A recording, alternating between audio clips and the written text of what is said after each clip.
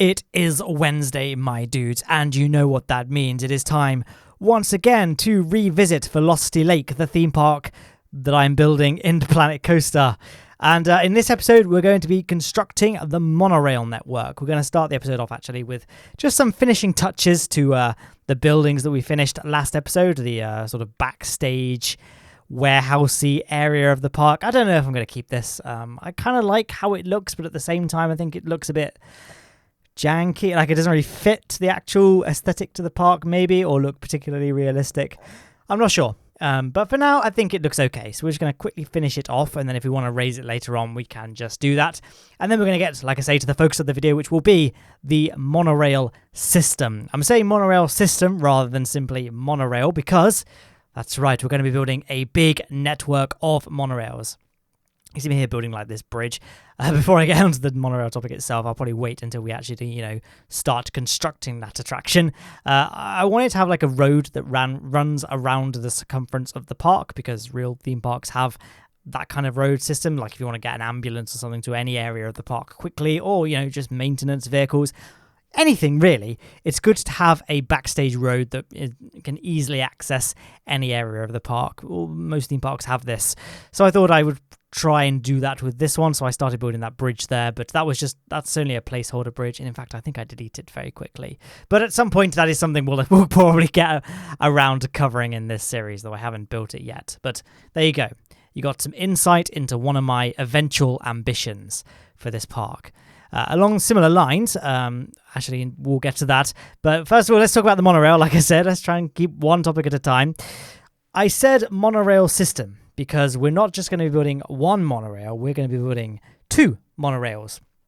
Because I mentioned, obviously in the previous episode, we built the car park area, and I mentioned that, it's a pretty small car park considering the overall size of the theme park. Like if this were a realistic car park, it would have a much higher capacity than what it has at the moment, at least for when the theme park itself is finished. Right now, the park is pretty small. But when it's finished, it would probably need a bigger car park to service it. However, in a similar sort of headcanon to Neptune Park, which is the last theme park we built on this series, I said that there's going to be a small theme park, a small car park for the theme park itself, with a monorail that kind of disappears off the edge of the map to a hypothetical larger car park that's just somewhere off screen, where guests can park at a much cheaper rate than paying the premium amount to park in the smaller one, which is much closer in proximity to the entrance. They can save a bit of money, park off-site, and then catch a monorail in. Similar to how Disney parks have like a monorail system that connects all the theme parks together in Orlando. Similar sort of thing with like Neptune Park, Crimson Tower, and Velocity Lake. So we're going to have a monorail that goes off-screen to just does like a loop inside the hills on the edge of the map to sort of mimic a monorail disappearing and then going to pick up guests and returning from somewhere else. But we're also having this one here, which I'm building at the moment, and this will be the monorail that takes guests from the entrance building to the park hotel, because unlike Neptune Park, we're going to have a hotel on site here, much like we did in Crimson Tower, which is the park we built before Neptune Park. So this is the first monorail of the system. Like I said, we're going to have one monorail that will serve as the ferry between the entrance building and the on-site hotel. And then we'll have a bigger monorail train that will actually run guests to and from Velocity Lake and the central hub. Well, the hypothetical hub of all my parks, which in my sort of imagination exist in a fairly close space. Like they're all pretty close in proximity to each other, is what I'm going for here. So, not much more to say really other than what we've just said. So I'm not going to build the hotel in this episode. In fact, I haven't even built it, like now, for me speaking. I still haven't built it. It's probably going to be one of the last things I build, to be honest, because I need to make sure it doesn't end up in a place where I will eventually want to build a ride or something. So I'm going to pretty much get the whole theme park done, or at least very close to done, where I don't want to add any more big attractions or areas before we actually, get around to constructing the hotel. Just like I say, so it doesn't end up intruding on a potential space for theme park rides and areas. Because I think rides should probably take precedence in a theme park, especially one called Velocity Lake, which implies there's lots of high velocity rides. So we have a dual rail system here. So I thought it would be cool if it was actually just one if both rails share one support structure. A lot of monorails in real life will have like this gantry, which workmen can walk along, even though that'd be very dangerous. But they have like a share, the one post that holds up both tracks. Admittedly, there aren't many real life examples of monorails outside of theme parks, but I know Moscow has a monorail system, and I used some reference images of that. I looked at a lot of the Alton Towers monorail as well, which has a system very similar to what I'm building here, in that it is that big sort of grid gantry that holds up both rails. That's it. I think the biggest challenge really was actually having the rails themselves, as in the ride track, parallel. It's really, really hard to get them perfectly parallel. You have to kind of eyeball it and do it manually. But I think I got it pretty close. Close enough that you can't really tell that there are some imperfections here and there. But that is that. And that's going to be the crux of this episode, honestly. It's basically just, you can see here actually, when I was saying that it was hard to get them to stay parallel, I ended up removing one half of the track and just trying to make it follow the support, which is kind of a weird way of doing it, isn't it, really? You build all this... Actually, no, that actually does make sense. You build the supports, then you build the rail. I'm pretty sure actually that's how you would do it. So well done me, I guess, for creating a realistic construction process. We do still have the levitating station, and I guess levitating rest of the track, so not lost some points there, I'll admit. Where am I going with this? Let's move on to... I don't know, actually. I feel like the lot of this episode is going to be very repetitive, in that it's just going to be me placing monorail supports. And indeed, we'll be building the second monorail, which will then require supports as well. But hey, in fact, I don't think we even get all the supports done in this episode.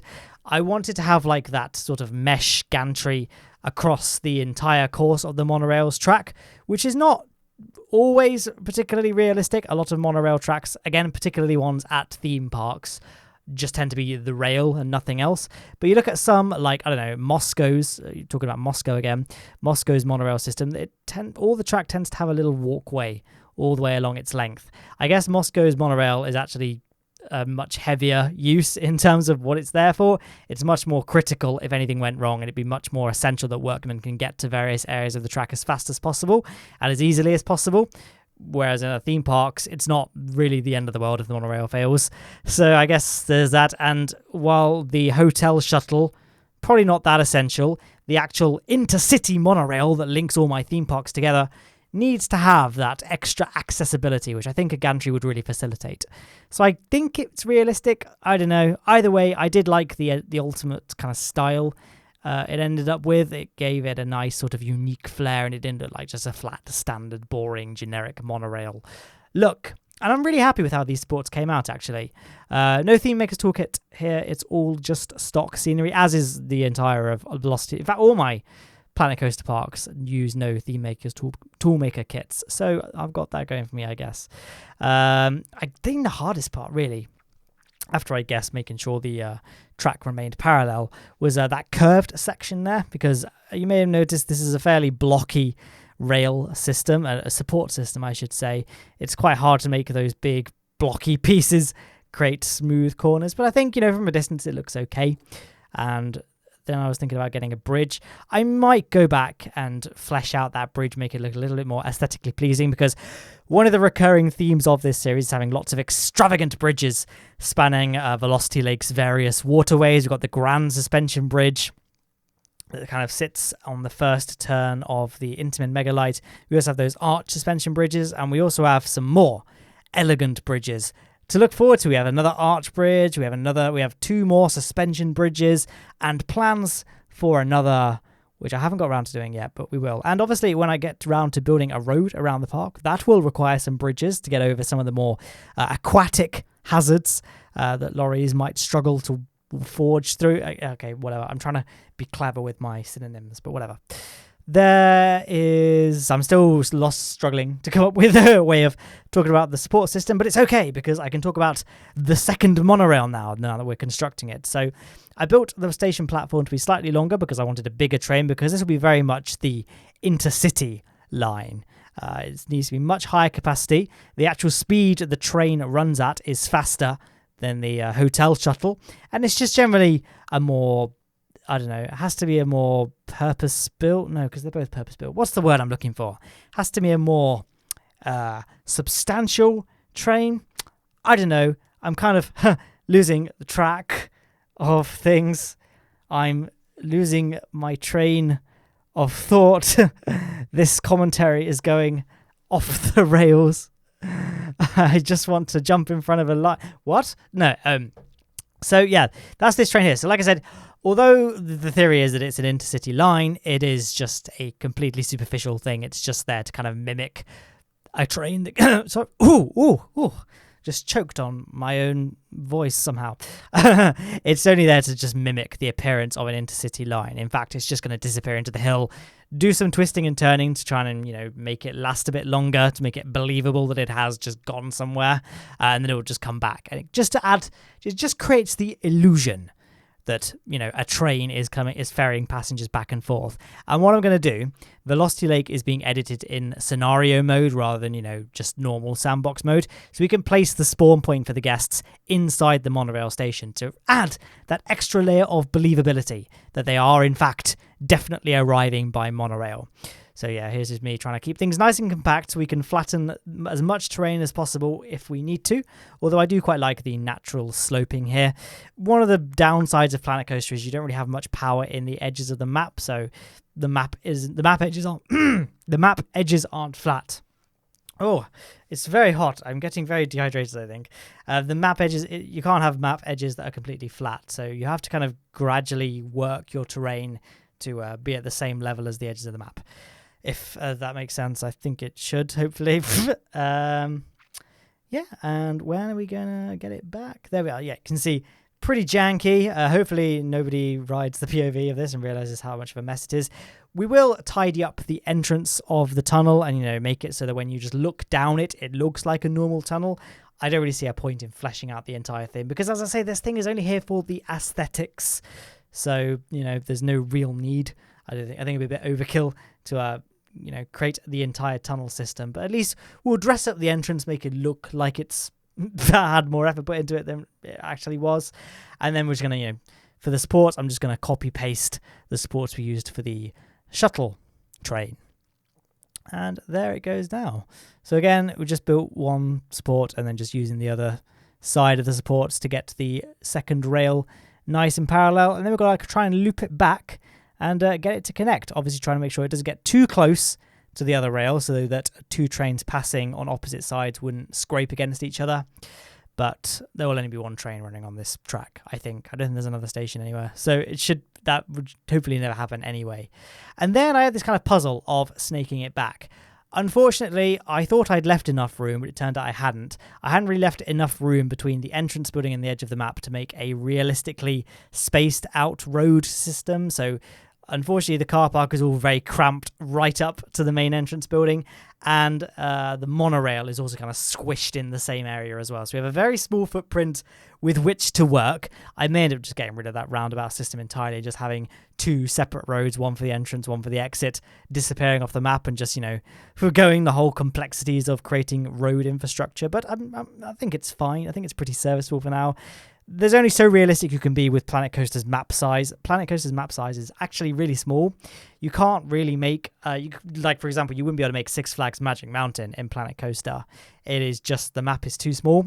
Real parks are actually colossal. Like Alton Towers would take me years to walk around the perimeter. Maybe I'm exaggerating a little bit with Alton Towers, but Alton Towers is, people don't realize how big it is. But, because it's obviously built on an old manor, they've got these big sprawling gardens and grounds and valleys and rivers. It's enormous. You just can't build parks to that sort of scale in Planet Coaster.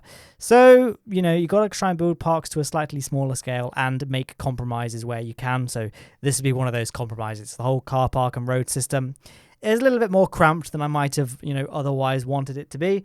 Maybe in Planet Coaster 2, they update whatever it is they need to update. I ain't no game designer. They might be able to have bigger map sizes. Who knows? I mean, it's a fairly minor problem, but it is a problem nonetheless. So I thought I'd just talk about it because, like I say, I am struggling for things to talk about for sustained periods of time when we're just talking about the same thing over and over again for half an hour. I probably should have mentioned this at the beginning, not halfway through the episode, but this is not the only episode that's going to be dedicated to the monorail system. I edited all the footage together. I ended up with like an hour and 20 minutes worth of footage, like even when it was all sped up and edited. Obviously, this represents a lot more than an hour and 20 minutes of editing, of footage, I should say. So I thought this is probably way too long for a single episode. So I split it up into, I think, 2 half-hour episodes, and then like the third episode is mainly focused around the infrastructure of the entrance building itself, but we do a bit of dabbling in the monorail as well. So the third one's kind of the weird redheaded stepchild of the trio. So it's like a trilogy in 2 parts. The third part is like the bonus bit of it. What I'm trying to say is that this is not the only episode we spend on the monorail system. In this episode, we're mainly focusing on the laying out of the track and, the basic shape of everything. Next episode is mainly focused on finishing. Funnily enough, it's going to be finishing the things we started here, but also its main purpose is to flesh out the station building, which I don't think we even start building in this episode. And as you can see, I did leave myself something of a puzzle with it. Like I said, we've got a very cramped footprint to work with, but we also have a very big series of platforms we have to try and encase in a building that looks fairly realistic. I think monorail stations are pretty hard to build realistically because the reality is that monorails are just not... My phone went off. Oops. But no, the reality is that there are just not a lot of monorails in the real world, so it's quite hard to build a station that looks like a real monorail station. So, because I'm very lazy when it comes to research. I'll look through like the first page of Google, and if I can't find any good designs, I'm like, we'll just wing it. I think. So yeah, basically no research. So we'll try and build something that looks fairly realistic, and hopefully you guys will like it. I looked at a few buildings. I think one of the things I really liked was the WWF Wild Eco building. Oh, what's it called? Okay, I just paused my commentary to Google it, and I was trying to say the WWF Living Planet Center, although now I see that it actually looks nothing like my monorail station, so I obviously took a few artistic liberties here and there. You can see me here actually placing the gantry along the single rail here, so it was pretty easy coming up with a gantry system for the double rail. When it came to the single rail, I wasn't quite sure of a good way to make it not too sprawling and big. Like, I still wanted the footprint to look fairly sleek, but also I did kind of want that walkway there in case we needed a serviceman or woman, to get to a certain area of the track easily and quickly and efficiently. So I turned again to the Moscow monorail because, again, there aren't that many monorails in real life that are, have heavy purposes and aren't just there for small theme park attractions. And most of the single rails do have this kind of narrow walkway along the edge of it. The trains themselves are much more compact and much closer to the actual diameter of the rail than Planet Coaster's trains. So I think there's a bit more clearance for workers to kind of move along the side of the track and not get hit by the side of a train. I can't remember exactly, but basically they can only walk along here if the train isn't going to come along at the same time. So hopefully, if the train is broken down, that shouldn't be an issue anyway. And I guess it's not that high off the ground if they needed to jump off to save their own skin.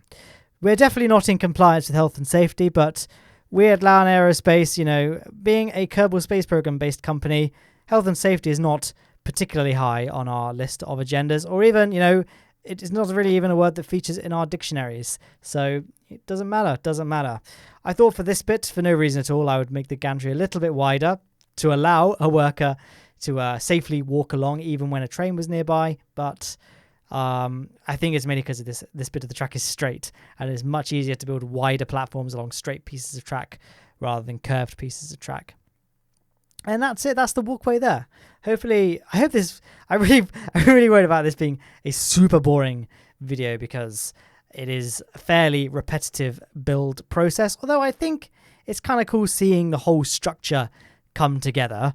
It's just hard for me to fill it out with meaningful commentary that isn't just me repeating myself, which, let's face it, is most of my commentaries anyway. I think one of the big, because you always like to just have a look at some of the forums where people are less supportive, a bit more critical of you, and one of the big things people say about me is that I repeat myself way too much and I really need a script, even though some videos I do literally write a script, mainly KSP tutorials and stuff, but I acknowledge that it is a character flaw.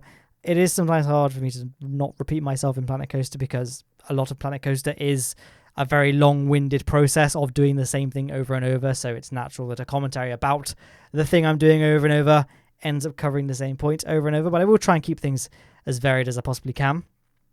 And we've only got 10 minutes left. We're doing well. Now we're doing this gantry again, but I've already talked about the single rail gantry, so I need not divulge into that again. I suppose I can briefly talk about what I'm doing here. I'm just placing them on the side like this and then manually rotating them afterwards, just because it's much easier to get them to mimic the actual curve of the track rather than trying to place them flat and copy the curve manually. Although you can see there what I ended up having. I ended up having a bit of a slope on that gantry, so I tried doing too much at once and ended up having a bit of a slope. So we're just doing it in sections. And okay, never mind, I am doing it manually. So I guess forget everything I just said. I didn't do that. Gosh, I should have edited. I should have been more careful when editing this footage. But I guess it's kind of nice that you can see the old creative process at work, seeing me experiment with different building styles, seeing what didn't work and what did work, and going from there. I like watching people like Mike Sheets, Mass Bandit, Silverware, and it's kind of cool to see them build structures and then tear them down and see how they've upgraded and improved them. And, you know, you can ultimately apply that to your own building style. I know a lot of people say they don't play Planet Coaster, but just enjoy watching my videos, which, thank you very much. It just goes to show how great I am at this whole YouTube thing, right? No, joking. But I'm very flattered that these videos are engaging enough. And I hope are you guys excited for Planet Zoo? I'm not actually that excited for Planet Zoo. I mean, I've always liked roller coaster building games. I've never really played the Zoo Tycoon games. And I've never really been into zoos in the same way I've been into theme parks. So I probably won't get Zoo Tycoon, but Planet Zoo, whatever. I don't know, maybe the devs will send me a copy. I've spoken with one of the PR people at Frontier before. So maybe they'll hook me up. Who knows? Probably not. I'm not expecting them to hook me up because I don't know why. Maybe I should. You guys owe me. I've made Planet Coaster. I've single-handedly shown Planet Coaster to the masses. Nobody knew about this game before me. I am the single driving force behind this otherwise commercial failure. So you owe me, Frontier Developments, makers of other very small niche indie games such as Elite Dangerous. So, you know, hook me up. But in all seriousness, I probably won't play Planet Zoo. Maybe I'll give it a go. Don't know. GG, how long was that tangent about a game that hasn't come out yet and probably I won't ever play on this channel? This was a bit tough, building this support structure that goes over the road. Again, it's really not ideal because we are so close in proximity to the road network and car park. But again, we had to use the cards we've been dealt, which unfortunately meant that maybe the monorail isn't supported quite realistically enough. But I think it's good enough for our purposes. Again, this is Lowne Enterprise, Lowne Aerospace, my company called Lowne Aerospace. We went to Tyler and we found adamantium, and so rather than use it for anything useful for science and mankind, we just used it to build a really strong monorail track. I thought I silenced my phone. I'm sorry, guys. I've literally turned it off and put it in my pocket now, so it shouldn't be bothering us anymore. You can all rest easy. So I thought we should probably at least put some kind of system in place to stop cars, crashing into those supports. So we're just extending the crash barriers out to make sure that, those poles are very much out of crashing range. And that's it. That's that. I hope you enjoyed it. And now we just got to kind of finish off the gantry and support system, really get it to extend all the way to what will eventually be the station itself. So I guess you can kind of see how that's all going to plan out now. I still haven't built the station actually for the hotel side either, because I was thinking of just incorporating the station inside the hotel building itself. Obviously we have to think about the logistics of, not putting hotel rooms right next to where the monorail system is, because it'd be very noisy. But, that'll be a fun challenge if and when we get there. At the rate I'm building Velocity Lake, it'll be many years before we are at that stage. But, it's all about the journey and not the destination, except for this monorail. Actually, no, it literally is, because there is no destination. So I should have just kept my mouth shut after saying that. I saw a fox today. Just thought I'd throw that out there just as a nice piece of trivia. I never see foxes very often, because obviously they're being nocturnal animals. It's always nice to see. Although the nicest animal to see, I think everyone can agree, is a hedgehog. I'm an adult with a life and stuff, but I will always drop everything the moment I hear that there is a hedgehog in the garden. Very exciting stuff, guys. There's that. What else happened to me today? I thought about buying a Cornish pasty, and then decided not to. That was another thing that happened. Very exciting stuff. I was thinking about going to Warren's and buying a traditional Cornish steak pasty, but I realised I'd forgotten my loyalty card for Warren's Pasty Company. Not a great start. And then I remembered that, Cornish pasties are not that healthy. Probably shouldn't be, eating all those empty calories at a time where I'm trying to slim down a little bit. Since I bought my house, I've put on a bit of weight, so I'm trying to just, get back to normal size. Probably shouldn't be eating those empty carbohydrates. And I just realized I'm having the epiphany now that I lead a very uninteresting life. I guess because when you have a real job, not as a real job, like it's to degrade YouTube as a job, but when you have a full-time normal job, it's very hard to talk about things that happen to you on a regular day-to-day basis. I guess because everything is so routine to me. I guess a lot of things that happen to me are quite interesting to a lot of people because I work in the medical field. But patient confidentiality is a thing I can't really talk about too much in terms of patient interactions. But that's it. Actually, I can't. What did I see any interesting medical conditions today? Obviously, I work in eyes. Hello, those of you who don't know anything about me. I work in eyes. I work in the medical retina clinic on Wednesday afternoons. So people will come in generally with things like macular degeneration, retinal vein occlusions, diabetic retinopathy. I'll have a look at the scans, photos. I'll have a quick look at them on the biomicroscope, check the back of their eye, make sure it's all healthy, no hemorrhage, rips, tears, bleeds, anything like that. And if they need treatment, I'll list them for a Lucentis injection, which is an antivitreal injection. Antivitreal injections are effectively... Have you guys heard of intravenous injections? An injection into the vein. Intra means in, venous means veins. Intravenous means into the veins. Intravitreal means into, again. Vitreal refers to vitreous, which is the jelly inside the eyeball. So it's literally an injection into the eyeball. So I list them for that. That's the treatment. Then I see them again in a month, see if it worked. And I repeat this process for many years. And I'm not joking. The treatment for macular degeneration, for example, is often a minimum of, 2-3 years. So of injections fairly regularly. We start them out every month, once a month. And if they start to clear up and all the fluid starts drying up, then we'll extend it to every other month and try and build it out from there. Never extending further than every 3 months. But honestly, once they're at a stage where they can have the injection every other month without recurrence of any nasty fluids at the back of the eye, we'll keep them on every other month for at least a year, just to ensure it all stays stable before trying to extend the interval again. And that's one of the things I do at work. That was a really long tangent, and probably not that relatable to many of you, so sorry.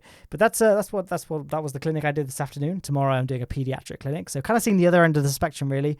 I see a lot of very elderly people and a lot of very young people. When I say young people, I mean 5-year-olds. So it's going to be a lot of wrestling, I think, tomorrow, trying to get them to look down the lens or whatever clinic it is. I'm not sure what clinic it is. I think it's just the strabismus one. I don't know. So that's that. Okay, I've just realised there's only 2 minutes left of this video. So what else? Do I have any closing thoughts? Probably not. I don't really have any thoughts at the beginning or middle of this video. So it's going to be very hard to come up with a closing thought for that. But I hope this was interesting nonetheless. Like I said, a fairly repetitive topic. It's hard to talk about building supports for half an hour, but you guys said you liked the longer videos, so now I'm going to try and test your patience, see how far that patience stretches. But in all seriousness, I hope this was interesting nonetheless. I would have split this into 2 15-minute episodes. Probably would have been a better length for this kind of build, but it might be a bit of a stretch making 2 videos in which we build monorail support. So this was kind of the boring episode of Velocity Lake. Next time, we'll be building the station building and all that, so it will be far more interesting than today's. This is just kind of one of those episodes that we had to do, but might not have been the most enthralling. But I hope it was at least, you could get something out of it. So I love how I'm having to apologize for the video that you just watched. So I haven't even finished all the Gantry work, so now it's awkward because I have to sort of linger here and continue on this train wreck. How many puns are we at now? Of a video next Saturday's. It's very hot in this room. I'm dying. I'm dying. Guys, this is the next topic. It's still very warm in the UK. It's now nearly September and it's still very warm. And we don't have air conditioning, and the office I record in, I don't know if you guys saw my KSP2 trailer reaction. Maybe I did another one. Maybe another trailer's come out since this has gone live. I have no idea. But my initial trailer reaction, I have a very small office, and it's all covered in like insulating foam so that there's no reverb and my voice sounds professional, or as professional as my voice can sound. And as a consequence, it gets very, very hot, especially because I have 2 very big monitors and a giant PC that effectively acts like an Arga. The 2080 Ti is very hot, the card. So, and I've got an overclocked i7 as well, which generates a fair amount of warmth. So, boiling alive here, boiling alive. But I do it for you guys. I do it for you guys. I do it for the Patreon money, which you have all donated to, right, guys? Yep. JK. I don't really like asking people to donate to Patreon because, I don't know, it just feels a bit cheap, a bit sleazy. Don't know. I don't really like pressuring. That's one of the reasons I don't really do Patreon rewards. Like, I do Patreon rewards, but I don't do things like exclusive content because, I don't know. I don't really like dividing up my viewer base based on disposable income. But there's a link to Patreon on screen. Oh, that segue. There's a link to Patreon on screen, as well as a link to the full playlist on the left-hand side, and a random video chosen for you by YouTube's recommendation algorithm on the right. There's also a link to subscribe. Guys, I hope you enjoyed this installment of Velocity Lake, tedious as it may have been, and I hope you enjoy the rest of your Wednesday.